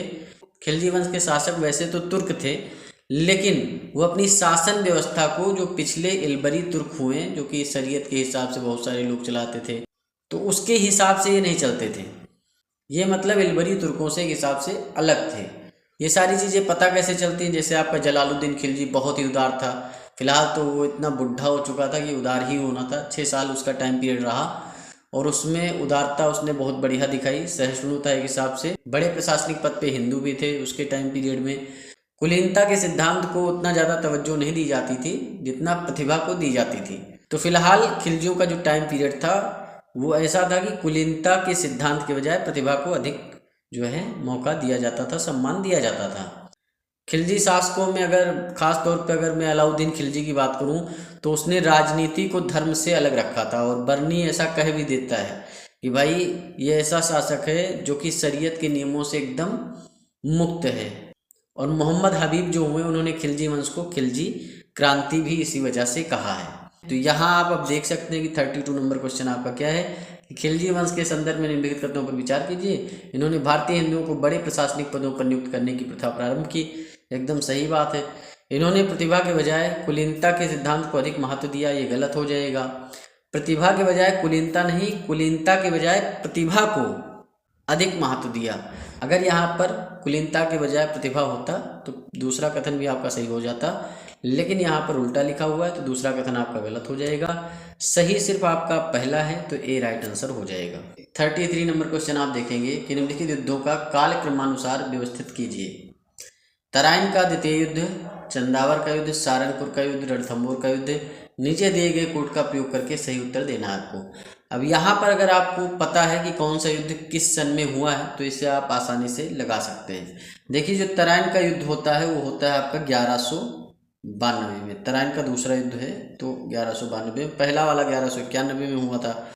वही चंदावर का युद्ध जो होता है वो राजा जयचंद और मोहम्मद गौरी के मध्य होता है 1194 में। वही सारंगपुर का जो युद्ध होता है वो महमूद खिलजी और राणा कुंभा के बीच में होता है 1487 में होता है, 1437 में होता है, 1437 में होता है। वही रणथंभौर का युद्ध आपका 1301 में होता है। हमीरदेव इसमें मार दिए जाते हैं अलाउद्दीन खिलजी के द्वारा। तो आप देख सकते हैं तराइन का 1 हो जाएगा, फिर 2 हो जाएगा, फिर आपका 4, 1 2 4 3 आपका राइट आंसर हो जाएगा, जो कि डी में है तो डी ही राइट आंसर हो जाएगा बस। 34 नंबर क्वेश्चन आप देखेंगे, चित्तौड़ का युद्ध के संदर्भ में निम्नलिखित कथनों पर विचार कीजिए। पहला कथन क्या है कि यह महाराणा कुंभा व महमूद खिलजी के बीच युद्ध हुआ। दूसरा है कि इसमें महाराणा कुंभा की विजय हुई। उपयुक्त कथनों में से कौन सा सही है ये आपको बताना है। देखिए जो चित्तौड़ का युद्ध होता है, आपको पता है कि चित्तौड़ का युद्ध होता है 1303 में, और इसमें जो है अलाउद्दीन खिलजी की और राणा रतन सिंह की लड़ाई होती, मानी युद्ध होता है। इसमें राणा रतन सिंह को मार दिया जाता है अलाउद्दीन खिलजी के द्वारा। तो जो चित्तौड़ का युद्ध हुआ है वो राणा रतन सिंह और अलाउद्दीन खिलजी के मध्य हुआ है। तो दोनों कथन आपके गलत हो जाएंगे, क्योंकि महाराणा कुंभा और महमूद खिलजी के बीच जो युद्ध होता है वो सारंगपुर का युद्ध होता है 1437 में। ये दोनों कथन आपके गलत हैं, तो ना तो 1 और ना ही 2, डी राइट आंसर हो जाएगा। इसी तरीके से क्वेश्चन दे करके आपको फंसाएगा आयोग कि भैया तुम फंसो, आपको फंसना नहीं, अच्छे से पढ़ेंगे तो कहाँ से फंसेंगे आप। 35 नंबर क्वेश्चन आप देखेंगे कि बलबन के संदर्भ में निम्नलिखित कथनों पर विचार कीजिए। पहला कथन क्या है कि इसने चालीसा के दल चहलगानी के प्रभाव को समाप्त कर दिया। दूसरा कथन क्या है कि इसके दरबार में ईरानी त्योहार नौरोज नववर्ष मनाने की परंपरा शुरू हुई। उपयुक्त कथनों में से कौन सा सही नहीं है। देखिए जो बलबन थे ना, बलबन, उन्होंने लोह एवं रक्त की नीति जो है चालू की थी, तो आपको पता ही है। चालीसा दल जो कि इल्तुतमिश बनाता है उसका ये हिस्सा हुआ करते थे, लेकिन जैसे ही ये सत्ता में आते हैं सबसे पहले चालीसा दल खत्म कर देते हैं, क्योंकि इनके मन में डर रहता है कि यार चालीसा दल से मैं था, मैंने अपने एक शासक को जो है मार दिया, हो ना हो कल को इसमें से भी कोई निकल कर आए और मेरी हत्या कर दे और गद्दी पर बैठ जाए। तो जैसे ही ये शासन सत्ता पे आते हैं सबसे पहले चालीसा दल को खत्म कर देते हैं। बलबन की एक खास बात ये भी थी कि जो उलेमा लोग होते थे, मतलब जो सलाह देते थे, उनको राज्य की किसी भी नीति में हस्तक्षेप करने की बिल्कुल भी अनुमति नहीं थी कि तुम जो है इसमें हस्तक्षेप नहीं कर सकते हो। सारा कंट्रोल बलबन के खुद के हाथ में था। वही जो बलबन का टाइम पीरियड था यानी शासनकाल था, उसमें किसी भी संस्था में, चाहे सेना हो या प्रशासनिक कार्य हो या शासनिक कार्य हो, मतलब कोई भी जगह हो, वहाँ पर हिंदुओं की प्रविष्टियों की अनुमति नहीं थी। मतलब हिंदुओं पर एक तरह से बैन लगाया गया था। जैसे कि खिलजी में देखते हैं कि हाँ भाई चलो थोड़ी बहुत जगह होती है, प्रतिभा को थोड़ा बहुत सम्मान देते हैं, तो कुछ हिंदू भी जो है प्रशासनिक कार्य में लगे थे, मतलब ऊंचे पद पर बैठे थे। लेकिन यहाँ पर बलबन का टाइम पीरियड ऐसा था कि हिंदुओं के लिए बिल्कुल भी अनुमति नहीं थी। तो यहाँ पर आप देख सकते हैं कि इसने चालीसा दल के प्रभाव को समाप्त कर दिया था। एकदम सही बात है, चालीसा दल का प्रभाव जो होता है वो समाप्त कर देते हैं, ख़त्म ही कर देते हैं। तो पहला कथन भी सही है।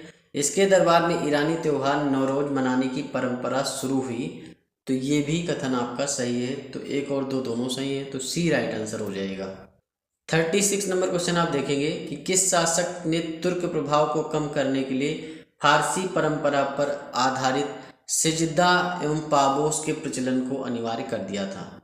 तो बलबन जो था उसने तुर्क प्रभाव को कम करने के लिए यह प्रथा चलाई थी, और अनिवार्य रूप से चलाई थी कि ऐसा है जो भी है भाई वो आएगा सिजदा करेगा।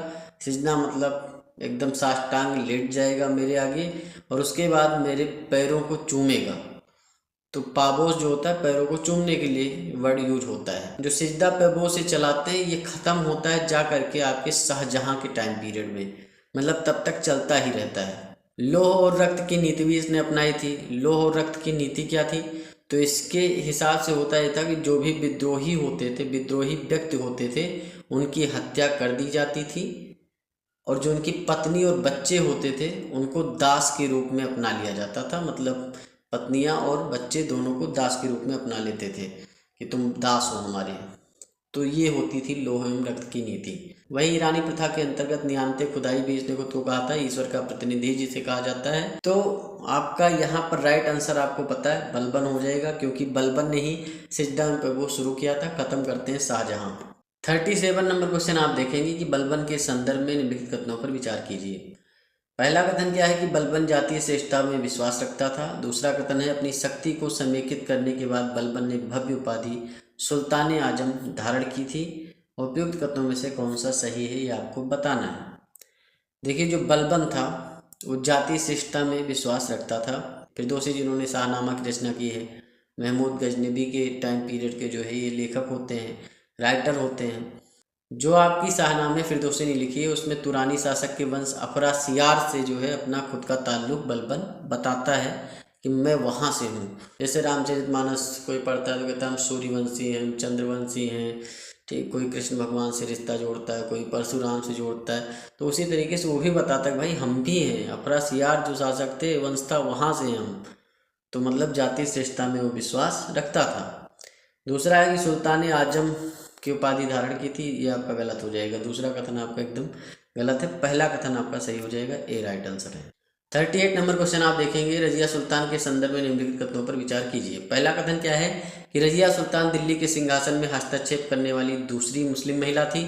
दूसरा कथन है उसने दिल्ली का शासन अपने पिता इल्तुतमिश से उत्तराधिकार में प्राप्त किया था। उपयुक्त कथनों में से कौन सा सही है ये आपको बताना है।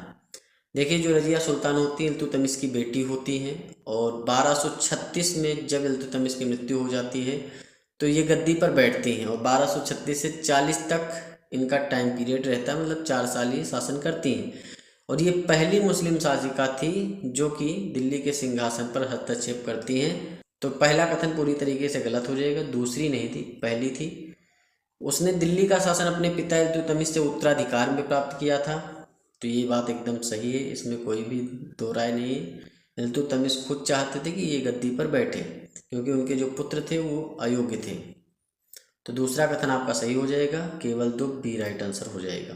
39 नंबर क्वेश्चन आप देखेंगे कि निम्नलिखित में से किसके शासनकाल में सुल्तान की पद को वंशानुगत बना दिया गया था। मैंने पहले बताया कि जो आपके शासक होते हैं इल्तुतमिश, आप देखते हैं इल्तुतमिश के बाद रजिया सुल्तान आती है तो जो सुल्तान का पद है वंशानुगत हो गया, यहीं पे तो हो गया भाई। कुतुबुद्दीन ऐबक तो गुलाम था, उसका बेटा तो बना नहीं, मान लो बैठा भी जबरदस्ती तो उसे इल्तुतमिश ने मार दिया।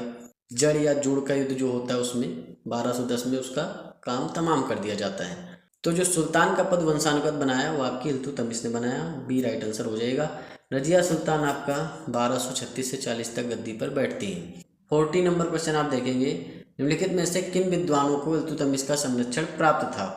तो पहला आपका है निजामुल मुल्क मोहम्मद जुनैदी, मलिक कुतुबुद्दीन हसन गौरी, रसूल मोहम्मद आलम। तो इसमें जो आपके निजामुल मुल्क मोहम्मद जुनैदी हैं और मलिक कुतुबुद्दीन हसन गौरी हैं, इन दोनों को जो है इल्तुतमिश का संरक्षण प्राप्त था। वहीं आपके मिनहाज उस सिराज, मलिक ताजुद्दीन, इन लोगों को भी जो है इल्तुतमिश का संरक्षण प्राप्त था। वहीं रसूल मोहम्मद आलम को इल्तुतमिश का संरक्षण नहीं प्राप्त था, तो तीसरा गलत हो जाएगा। 1, 2 आपका राइट आंसर है, तो सी हो जाएगा। 41 नंबर क्वेश्चन आप देखेंगे, सल्तनतकालीन परिषद मजलिसे खलबत वर्तमान में निम्नलिखित में से किसके समान थी ये आपको बताना है। देखिए, जो मजलिसे खलबत है आज की डेट में जो आपका किचन कैबिनेट होता है उसके समान थी, सी राइट आंसर हो जाएगा। किचन कैबिनेट का मतलब क्या होता है, जैसे सल्तनत काल में जो सुल्तान होते थे अपने मित्रों या विश्वसनीय जो अधिकारी होते थे उनके साथ में बैठते थे, उनके साथ में एक मीटिंग करते थे। जैसे मोदी जी, अमित शाह, राजनाथ सिंह और योगी जी, इन सबको लेकर के जो इनके मेन विश्वसनीय हैं, विश्वास पात्र हैं, इनको साथ में लेकर के एक मीटिंग करते हैं, तो उसे कहते हैं किचन कैबिनेट। तो उसी तरीके से मजलिसे खलबत हुआ करता था जो कि सुल्तान के विश्वास पात्रों का एक परिषद था। मतलब जो राजा के विश्वास पात्र होते थे इसमें इन्हें सलाह देते थे, परामर्श देते थे, लेकिन इस परिषद की सलाह को मानने के लिए राजा बाध्य नहीं थे। तो वही है कि मोदी जी भी बाध्य नहीं है, सबको सलाह देगा लेकिन मन होगा तो मानेंगे, नहीं मन होगा तो नहीं मानेंगे, सबकी मन की बात सुन लेंगे, समझिए बात को। तो यहाँ सी राइट आंसर आपका हो जाएगा। 42 नंबर क्वेश्चन आप देखेंगे, यहाँ पर सूची 1 दे रखी है, सूची 2 दे रखी है। जो सल्तनतकालीन विभाग हैं, ठीक, और आज की डेट में जो विभाग हैं उनके हिसाब से तुलना करनी है आपको। तो जैसे दीवाने रसालत था, दीवाने रसालत किसको कहा जाता था, तो जो आपका दीवाने रसालत था वो अपीलों का विभाग था, मतलब अपील की जाती थी। गुजारिश की जाती थी कि भैया ये काम करवा दीजिए। वहीं जो दीवानी अर्ज था वो आपका सैनिक विभाग से संबंधित था। दीवानी हिंसा की बात मैंने पहले ही बता दी है कि भाई पत्र व्यवहार विभाग आपका था। वहीं दीवानी बंदगान आपका दास विभाग था। तो ए का चौथा, डी का तीसरा, सी का दूसरा और डी का पहला, तो 4 3 2 1 हो जाएगा, जो कि इसमें नहीं है। तो राइट आंसर आपका 4 3 2 1 होगा। 43 नंबर क्वेश्चन आप देखेंगे कि सल्तनत कालीन राज्य के संदर्भ में निम्नलिखित कथनों पर विचार कीजिए। पहला कथन क्या है कि बर्नी ने दिल्ली सल्तनत को इस्लामी राज्य न मानकर व्यवहारिक और लौकिक माना है। वहीं दूसरा कथन आपका क्या है कि सल्तनत काल की वित्तीय व्यवस्था इस्लाम के हनीफी स्कूल पर आधारित थी। उपयुक्त कथनों में से कौन सा सही है ये आपको बताना है। देखिए, जो सल्तनत कालीन की शासन व्यवस्था थी वो सैद्धांतिक रूप से तो एक इस्लामी शासन था, ठीक है, लेकिन जो व्यवहारिक रूप से था वो शरीयत के नियमों का पालन नहीं करता था, क्योंकि शरीयत के नियम बहुत ही कठोर हैं। तो सैद्धांतिक रूप से तो इस्लामी राज्य था, लेकिन व्यवहारिक रूप से शरीयत के नियम का पालन नहीं होता था। तो इसीलिए जो बर्नी होते हैं वो कहते हैं कि भाई जो दिल्ली सल्तनत का जो ये राज्य चल रहा है ये इस्लामी राज्य नहीं है, ये व्यवहारिक और लौकिक राज्य चल रहा है। तो पहला कथन आपका पूरी तरीके से सत्य है। दूसरा क्या है कि सल्तनत काल की जो वित्तीय व्यवस्था है वो इस्लाम के हनीफी स्कूल पर आधारित थी। दूसरा कथन भी आपका सत्य हो जाएगा। तो यहाँ पर आपका सी राइट आंसर हो जाएगा। 1 और 2 दोनों सही, सी राइट आंसर हो जाएगा। देखिए, जो आपका सल्तनत कालीन राज्य था ना वो धर्म प्रधान राज्य था, मतलब धर्म की जो है बातें मानी जाती थी। कहीं कहीं बहुत ही ज़्यादा कट्टरता देखने को मिलती है। फिरोज शाह तुगलक का टाइम पीरियड देख लीजिए या बलबन का टाइम पीरियड देख लीजिए कि भाई किसी भी हिंदू को सैनिक व्यवस्था में भी नहीं रखा जाता था। तो भारत में जो सल्तनत कालीन राज्य था वो धर्म प्रधान राज्य था, ये ऐसा कहा जा सकता है। तो इस तरीके से आप इसे समझ सकते हैं कि सुल्तान सीजर यानी जो राजनीतिक क्षेत्र में सर्वप्रधान होता है। वहीं जो पोप होते हैं, पोप आपको पता है धार्मिक क्षेत्र के गुरु होते हैं, सर्वप्रधान होते हैं। तो इन तीनों का जो है मिश्रित रूप आप सल्तनत काल को समझ सकते हैं। तो इस तरीके से आप समझ सकते हैं जो कुरान था, कुरान के हिसाब से ही धार्मिक मामले निपटाए जाते थे। अलाउद्दीन खिलजी को अगर छोड़ दिया जाए तो लगभग सभी ने इसका पालन किया है। अलाउद्दीन खिलजी जो है शरीयत के नियमों से ऊपर उठकर अपना काम करता था। लेकिन अगर एक चीज़ और भी देखी जाएगी भाई, जो आपके सुल्तान होते थे तो वो स्वेच्छाचारी होते थे, मतलब उनकी स्वयं की इच्छा से ही वो डिसीजन लेते थे, ये बात थी। तो व्यवहारिक रूप से अगर आप देखते हैं तो सुल्तान जो होते थे वो पूर्णतया स्वेच्छाचारी शासक होते थे, जिस पर किसी का कोई प्रतिबंध नहीं होता था। और उनके द्वारा जो भी शब्द निकल जाते थे कि भाई इन्हें फांसी देनी है, तो उनके शब्द ही कानून होते थे और कोई भी कानून नहीं था। वो जो बोल देते थे सुल्तान वही होना है। देखिए, जो भी सल्तनत काल के सुल्तान हुए हैं वो खलीफाओं से कुछ ज़्यादा ही मिलजुल के रहते थे, क्योंकि जो खलीफा होते थे वो इस्लाम के एक गुरु माने जाते हैं। तो उनके प्रति ज़्यादा ही शिष्टाचार और स्वामी भक्ति अदा करते थे, जो कि सल्तनत काल के सुल्तान हुए हैं। देखिए, सुल्तान की जो भी शक्ति थी वो टोटल सैनिक शक्ति थी। उसी के ऊपर वो फूलते थे, उसी के ऊपर वो राज्य करते थे, उसी के बल पे वो शासन चलाते थे। तो सुल्तान की प्रभुता का जो वास्तविक साधन था वो सैनिक शक्ति ही था, ये कहा जा सकता है। कार्यपालिका के सर्वोच्च प्रधान के रूप में जो है सुल्तान राजकाज को देखता था। कार्यपालिका समझ सकते हैं, जैसे आज की डेट में होता है न्यायपालिका, कार्यपालिका। तो कार्यपालिका में जो भी आपके सदस्य मोदी के नीचे ही काम कर रहे हैं, मोदी जी सबको डायरेक्शन देते हैं। तो सर्वोच्च प्रधान सुल्तान ही होता था और सुल्तान ही चुनता था कि भाई इनको हम ये पोस्ट देंगे, इनको हम ये पोस्ट देंगे। तो सुल्तान की मर्जी के ऊपर ही सबका तय होता था। तो 44 नंबर क्वेश्चन आप देखेंगे, सल्तनत काल में सुल्तान के संदर्भ में निम्नलिखित में से कौन सा कथन सत्य नहीं है, आपको बताना है। पहला कथन क्या है कि सुल्तान सीजर तथा पोप का मिश्रित रूप समझा जाता था। एकदम सही बात है। सीजर यानी जो राजनीतिक क्षेत्र के प्रधान थे, पोप जो कि धार्मिक क्षेत्र के प्रधान होते हैं, तो इन दोनों का मिक्स रूप सुल्तान को कहा जाता था सल्तनत काल में। एकदम सही बात है। तो पहला कथन सही है। सैद्धांतिक रूप से भारत का सुल्तान एक पूर्णतया स्वेच्छाचारी शासक था। अब यहाँ पर सैद्धांतिक लिख दिया है। अगर व्यवहारिक लिखता, व्यवहारिक मतलब जो व्यवहार वो करता था, जिस तरीके से वो पेश आता था सुल्तान, उस रूप से अगर देखा जाए तो स्वेच्छाचारी शासक था। अगर सैद्धांतिक रूप से देखें तो भाई खलीफा के अंडर में एक हिसाब से, क्योंकि खलीफा के प्रति वो कुछ ज़्यादा ही ईमानदार और सत्यनिष्ठा अदाकारी दिखाते थे।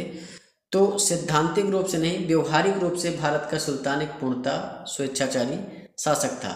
सुल्तान की प्रभुता का वास्तविक साधन सैनिक शक्ति था, ये भी सही है। वह प्रमुख कानून सृष्टा एवं अपील का अंतिम न्यायालय भी था। जो भी डिसीजन जो भी मुंह से निकल गया सुल्तान के वही फाइनल है, उसमें कुछ भी बदलाव नहीं हो सकता है।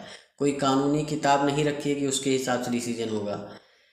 किसी ने कोई जुर्म किया है, अगर चोरी भी की है, छोटी सी चोरी की है, और जो है बादशाह यानी सुल्तान ने कह दिया कि अब इसे फांसी दे दो, तो फांसी होनी है, निश्चित है, उसमें कोई भी आर्टिकल नहीं लगना है।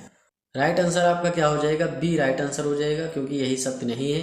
व्यवहारिक रूप से भारत का सुल्तान एक पूर्णतः स्वेच्छाचारी शासक था, न कि सैद्धांतिक रूप से। 45 नंबर क्वेश्चन आप देखेंगे, सल्तनत काल के संदर्भ में निम्नलिखित कथनों पर विचार कीजिए। पहला कथन क्या है कि इल्तुतमिश दिल्ली का प्रथम वैधानिक सुल्तान था। दूसरा कथन आपका है कि मोहम्मद बिन तुगलक मुस्लिम भारत का प्रथम सुल्तान था जिसने अपने सिक्कों पर खलीफा का नायब खुदवाया।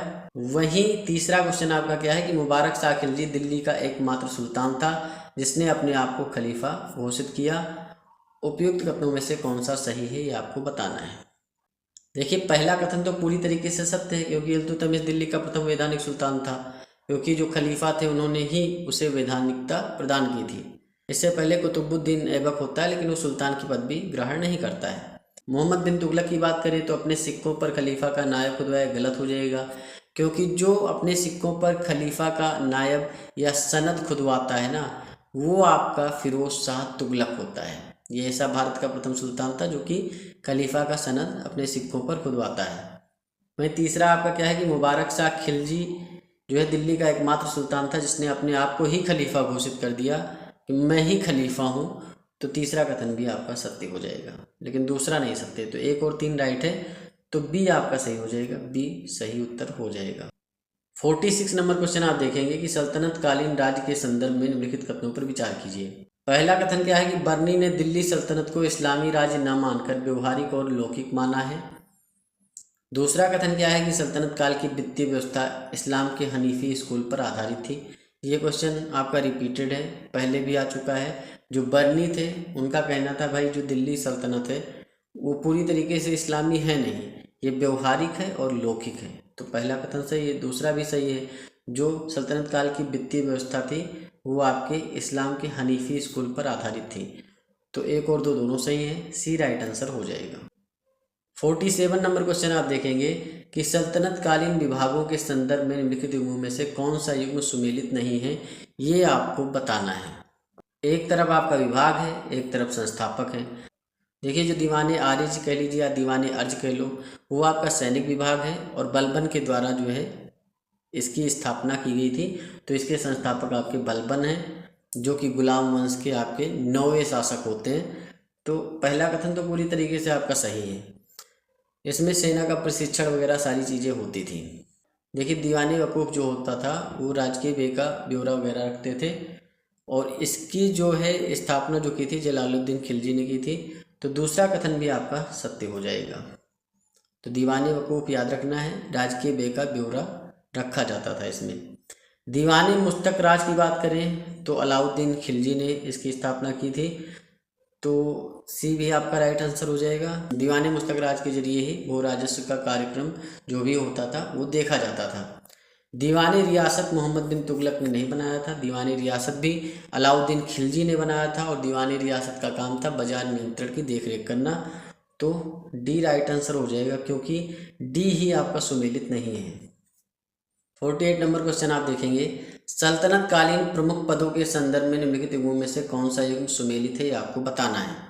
देखिए, जो अमीर आखुर है, अमीर आखुर जो होता था वो शाही अस्तबल का प्रधान होता था। तो अमीर आखुर आप ध्यान रखेंगे। जो आपका कुतुबुद्दीन ऐबक होता है वो भी सबसे पहले मोहम्मद गौरी जो होते हैं उनका अमीर आखुर ही होता है, मतलब शाही अस्तबल का प्रधान ही होता है। तो शाही अस्तबल जो होता है उसका प्रधान होता है। तो ये तो आपका गलत है, क्योंकि कारखानों का प्रधान रखा हुआ है यहाँ पे। जो आपका सहना है पील है, ये हस्तशाला का प्रधान होता है, एकदम सही बात है, बी आपका सही हो जाएगा। वहीं वकील दर शाही अस्तबल का प्रधान होता है, ये गलत है। शाही अस्तबल का तो आपको पता चल ही गया कि अमीर आखुर होता है। वकील दर जो होता है ये कारखानों का प्रधान होता है, मतलब ये कारखानों का प्रधान होता है। इसमें अगर ये होता है नीचे तो पता चल जाता है कि हाँ ये सही है। जो भी राज के कारखाने होते हैं इन्हीं के नियंत्रण में होते हैं, वकील दर के नियंत्रण में। वही दीवाने हाजिब जो होता है वो दरबार की जो कार्यवाही होती है उसकी देखरेख करता है, ना कि शाही दावतों या आयोजनों की देखरेख। ये गलत हो जाएगा। जो आपका शाही दावत होता है, आयोजन होता है, इसकी देखरेख के लिए अमीर मजलिस होता है। क्या होता है? अमीर मजलिस। मतलब शाही दावत और आयोजन के लिए अमीर मजलिस होगा।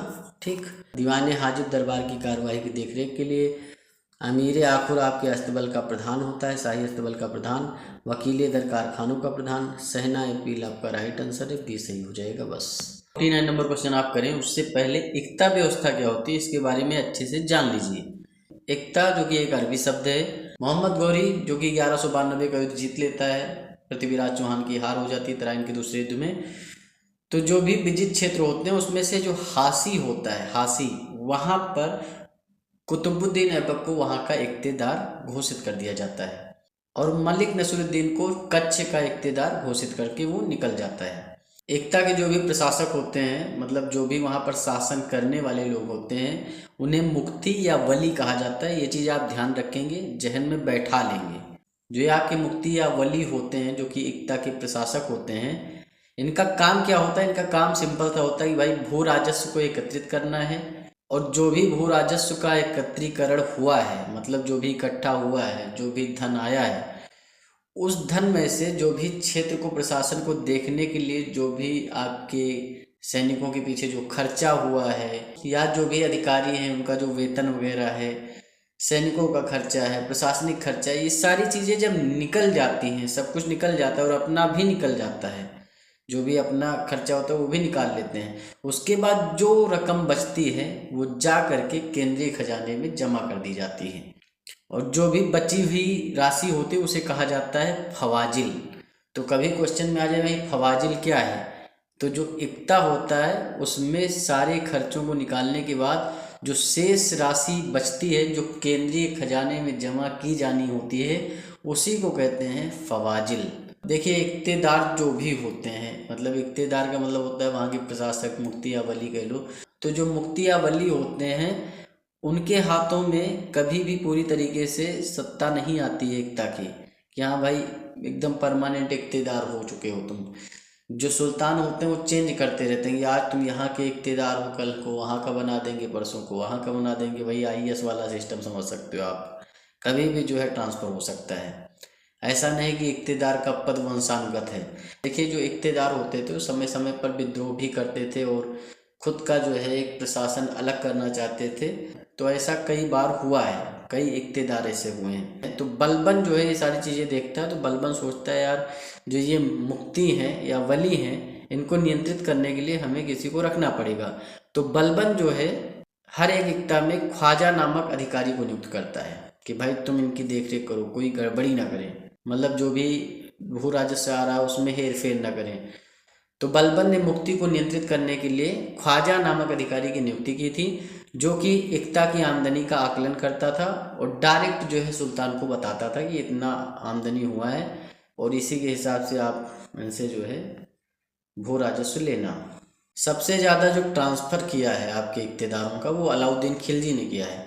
अलाउद्दीन खिलजी जो थे उन्होंने इक्तेदारों के स्थानांतरण पर यानी ट्रांसफ़र पर बहुत जोर दिया। ऐसा अलाउद्दीन खिलजी ने इसलिए किया ताकि जो है जो इक्तेदार हैं जिन्हें मुफ्ती या वली कहा जाता है तो उनके अंदर निहित स्वार्थ पैदा ना हो और जो भी इक्तेदार होते थे उनमें नौकरशाही का हस्तक्षेप बढ़ा दिया। नौकरशाही मतलब जो ये ऑफिसर इनके अंडर में होते थे उनका हस्तक्षेप ज़्यादा होने लगा। वहीं दीवाने वजारत को यह अधिकार दे दिया गया कि वह प्रत्येक इक्ता की आमदनी का निश्चित अनुमान भी लगाए। अब 49 नंबर क्वेश्चन आप देखेंगे कि इक्ता व्यवस्था के संदर्भ में निम्नलिखित कथनों में कौन सा कथन सत्य नहीं है ये आपको बताना है। तो पहला कथन क्या है कि मोहम्मद गौरी की विजय के पश्चात उत्तर भारत में इक्ता व्यवस्था स्थापित की गई। तो ये तो मैंने आपको बताया है कि जो हासी का इक्तेदार बनाया जाता है आपकी कुतुबुद्दीन ऐबक को बना करके जो है चला जाता है, तो एकदम सही बात है, पहला कथन पूरी तरीके से सत्य है।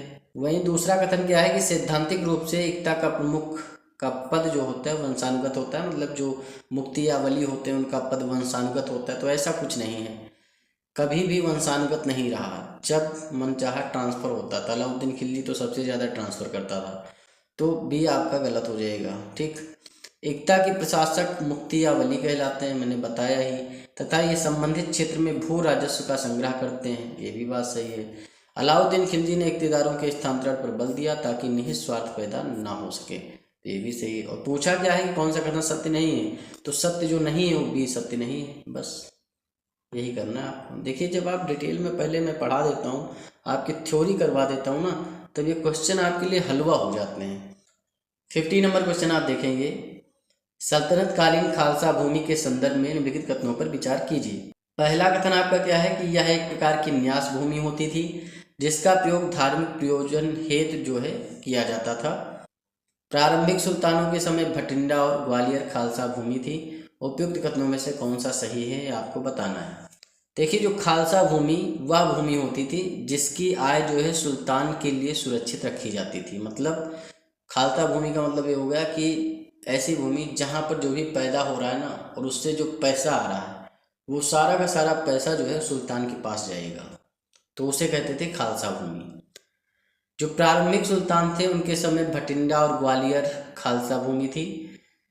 अलाउद्दीन खिलजी के समय खालसा भूमि का विस्तार होता है, मतलब अलाउद्दीन खिलजी का जो टाइम पीरियड होता है उसमें बहुत ज़्यादा खालसा भूमि हो जाती है और उससे जो आय आती है वो सुल्तान को ही आती है, जाहिर सी बात है। लेकिन फिरोज शाह तुगलक के समय उल्टा होता है, मतलब बहुत कम खालसा भूमि बचती है। तो यहाँ पर आप समझ सकते हैं कि पहला जो कथन है वो पूरी तरीके से असत्य हो जाएगा, क्योंकि धार्मिक प्रयोजन से इसका कोई मतलब ही नहीं है। जो भी सुल्तान के लिए एक सुरक्षित आय का जरिया होती थी खालसा भूमि होती थी, तो पहला गलत हो जाएगा। प्रारंभिक सुल्तानों के समय भटिंडा ग्वालियर खालसा भूमि थी, दूसरा सही है। तो केवल 2 राइट आंसर हो जाएगा। देखिए जो भी आपके सिलेक्शन सीरीज के मैं लेक्चर ले रहा हूँ इसके क्विज भी आप लगा सकते हैं। ऑलरेडी जो है 2000 प्लस क्विज आ चुके हैं।